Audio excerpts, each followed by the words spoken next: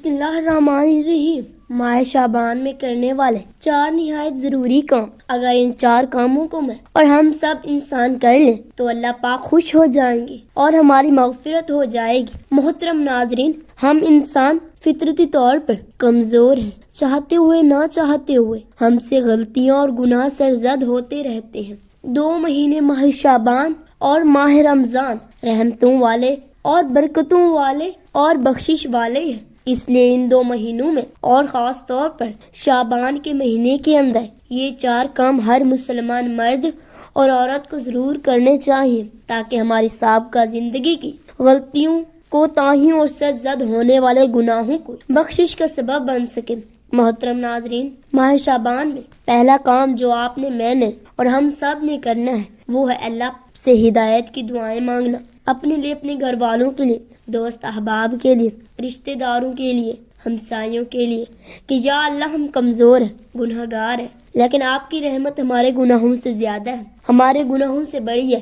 یا اللہ اپنی رحمت سے ہمیں ہدایت یافتہ لوگوں میں شامل فرما، جو ہم نے زندگی میں غلطیاں، کوتاہیاں کی ہیں، اپنے کیے پر شرمندہ ہیں۔ یا اللہ ہمیں معاف فرما دے، بے شک آپ کے علاوہ ہمارا کوئی نہیں جو ہمیں معاف کر سکے۔ یا اللہ پاک، ماہ شعبان برکتوں والا مہینہ ہے، پورا سال ہمارے دل جو غافل رہے ہیں، غفلت بھری زندگی ہم جو گزار چکے ہیں، یا اللہ اپنی رحمت سے ماہ شعبان اور ماہ رمضان اور آنے والی بقیہ زندگی کو قیمتی بنا دے، قرآن و سنت پر عمل کرنے کی توفیق عطا فرما دے۔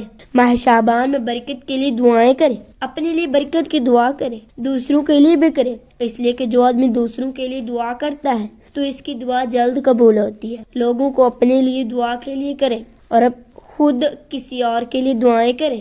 اس مہینے کے اندر اللہ تعالیٰ سے برکتیں مانگیں کہ اے اللہ اس مہینے کی جتنی بھی برکتیں ہیں ہمیں ان سے محروم نہ کرنا، بلکہ وہ ساری برکتیں ہمیں عطا فرما جو اس مہینے کے اندر ہے۔ محترم ناظرین، ماہ شعبان میں دوسرا کام جو آپ نے، میں نے اور ہم سب نے کرنا ہے وہ ہے روزوں کی کثرت۔ اس مہینے کی برکتوں کو سمیٹنے کے لیے، اپنے گناہوں کو بخشوانے کے لیے کثرت سے روزے رکھیں۔ حضرت عائشہ صدیقہ رضی اللہ تعالی عنہا فرماتی ہیں کہ نبی پاک صلی اللہ علیہ وآلہ وسلم لگاتار روزے رکھتے تھے، یہاں تک کہ ہم کہتے تھے کہ ابھی آپ صلی اللہ علیہ وآلہ وسلم روزہ نہیں چھوڑیں گے، اور پھر آپ صلی اللہ علیہ وآلہ وسلم کبھی روزہ چھوڑ بھی دیتے تھے تو ہم یہ کہتے تھے آپ صلی اللہ علیہ وآلہ وسلم ہر روزہ نہیں رکھیں گے، یعنی اتنی کثرت کے ساتھ آپ صلی اللہ علیہ وآلہ وسلم روزے رکھا کرتے تھے۔ اور روایت میں یہ بھی آتا ہے کہ آپ صلی اللہ علیہ وآلہ وسلم کے نفلی روزے زیادہ تر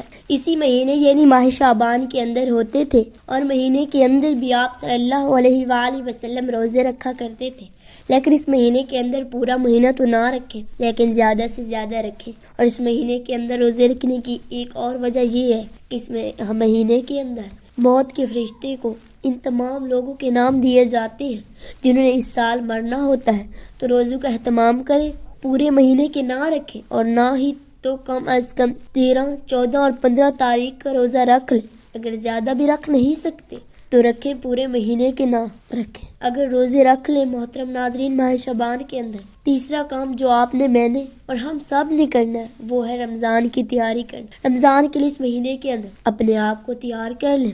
تیاری کیسے؟ کہ اس مہینے کے اندر آپ کثرت کے ساتھ روزے رکھیں تو آپ اور روزہ حضور کی عادی ہو جائیں گی، عادت بن جائے گی۔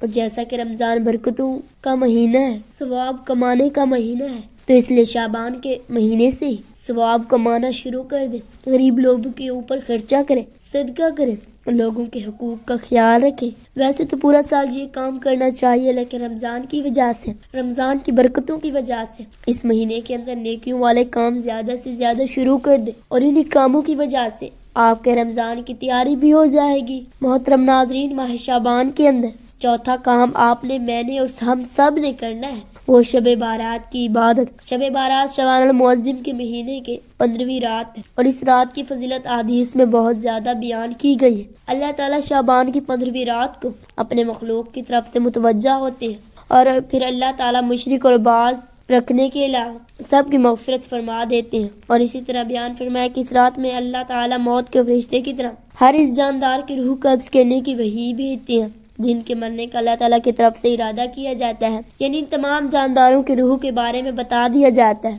اس سال میں فلاں فلاں کی روح قبض کرنی ہے، ایسے تمام نام دیے جاتے ہیں۔ تو جب اس رات کو آپ عبادت کریں گے تو اللہ تعالیٰ کی طرف سے اللہ تعالیٰ کی طرف متوجہ ہوں گے، تو آپ کا بھی اس حال میں نام آئے گا کہ اللہ تعالیٰ آپ سے خوش ہوگا۔ اور اسی شب بارات کے اندر نیکی کا کام یہ ہے کہ آپ شعبان کی 15ویں رات یعنی شب بارات کو اٹھ کر عبادت کریں۔ اکٹھے ہو کر عبادت کرنا ضروری نہیں، گھر میں کہیں بھی پہ عبادت کر سکتے ہیں، جتنا چاہے آپ نوافل پڑھیں۔ اس رات کو انشاءاللہ آپ کے لیے بہت زیادہ ثواب لکھ دیا جائے گا۔ اللہ پاک سے دعا ہے کہ اللہ پاک ہمیں ماہ شعبان کے روزے رکھنے اور شب بارات کی عبادت کرنے کی توفیق عطا فرمائے، آمین۔